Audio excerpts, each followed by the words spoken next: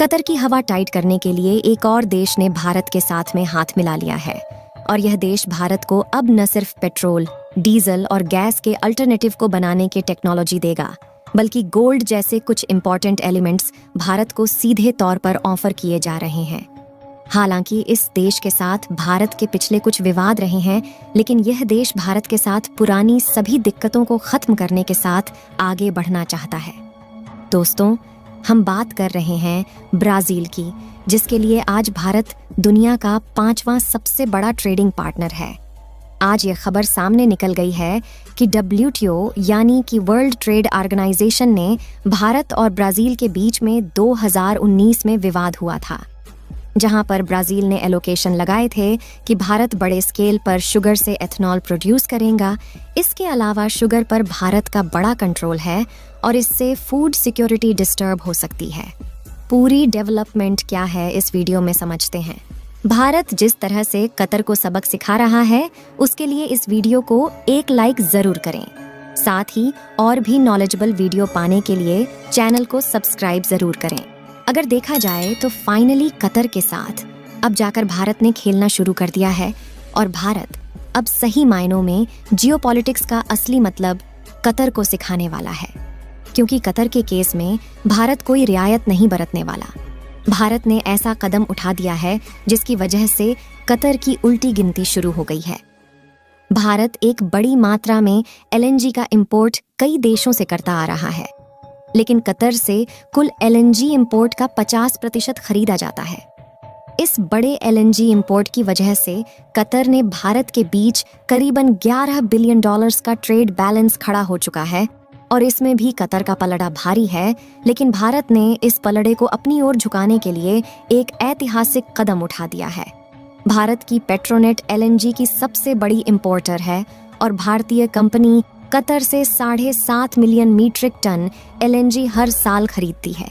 आपको बता दें कि जब तक भारतीय नेवी ऑफिसर को कतर ने किसी तरह की सजा नहीं सुनाई थी, तब तक पेट्रोनेट का plan 1 million metric tonne LNG और खरीदने का था।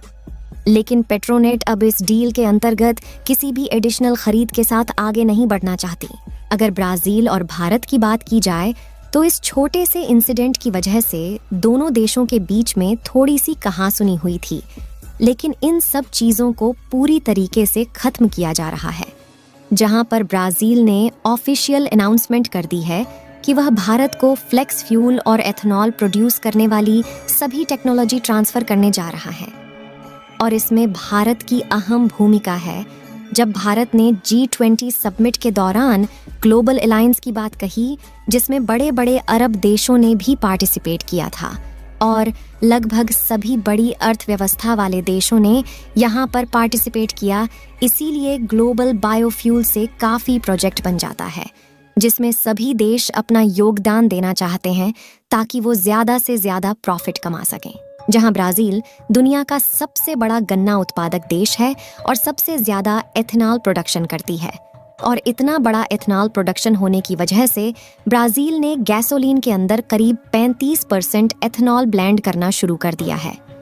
वहीं यदि आप ध्यान से समझें तो ग्लोबल बायोफ्यूल में भी पेट्रोल के अंदर एथेनॉल के ब्लेंडिंग को लेकर बातचीत की गई थी और अभी भारत के अंदर पेट्रोल में एथेनॉल की 11% ब्लेंडिंग की जा रही है, लेकिन इसे 2025 तक करीब 20% तक कर दिया जाएगा, यानी कि सीधे सीधे 20% की कटौती हमारी कच्चे तेल पर होने वाली है। तो यह तो रहे एथनॉल के बेनिफिट्स की बात। वहीं ब्राजील का कहना है कि हम भारत को गन्ने के साथ साथ टूटे हुए चावल और कई ऐसे एग्रीकल्चर वेस्ट मटेरियल से एथनॉल प्रोड्यूस करने की टेक्नोलॉजी भी ट्रांसफ़र करेंगे, जिससे भारत बड़े स्केल पर उनको प्रोड्यूस कर पाए और अपनी तेल ज़रूरतों के आयात को कम करे। और कुछ दिनों पहले ही भारत के अंदर टोयोटा की तरफ से इनोवा हाईक्रॉस लॉन्च की गई है, जो कि फ्लेक्सिबल पावर व्हीकल है और इसके 82% एथनॉल ब्लेंडर पेट्रोल डाला जा सकता है। यानी कि अगर इंडियन मार्केट के अंदर ऐसे व्हीकल दौड़ाए जाएंगे तो हम पेट्रोल और गैस इंपोर्ट को काफ़ी हद तक कम कर पाएंगे। और जैसा कि हमने आपको बताया कि ब्राज़ील के लिए भारत 5वां सबसे बड़ा ट्रेड पार्टनर है।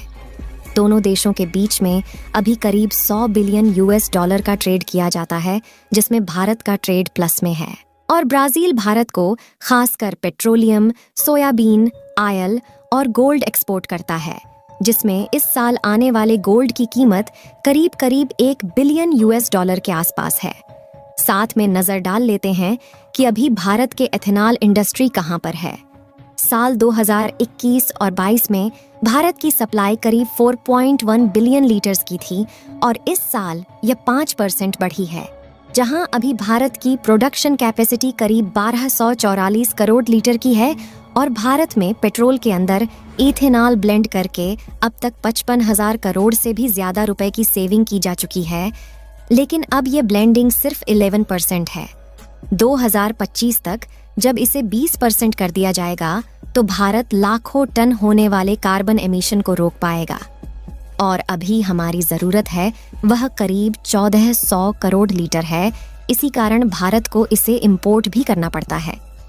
अच्छी बात यह है कि ब्राजील पुराने सभी मतभेदों को दूर करते हुए भारत के साथ में नए तरीके से पार्टनरशिप करके काम शुरू करेगा, जिससे दोनों देशों की क्रूड ऑयल, पेट्रोलियम और गैस को लेकर के जो डिपेंडेंसी है उसे कम कर दिया जाएगा। इस साल कतर के साथ पेट्रोनेट को अपनी डील रिन्यू करनी थी और पेट्रोनेट एलएनजी का इंपोर्ट और बढ़ाना चाहती थी, लेकिन शायद अब यह डील पुरानी शर्तों पर ही रिन्यू की जाएगी।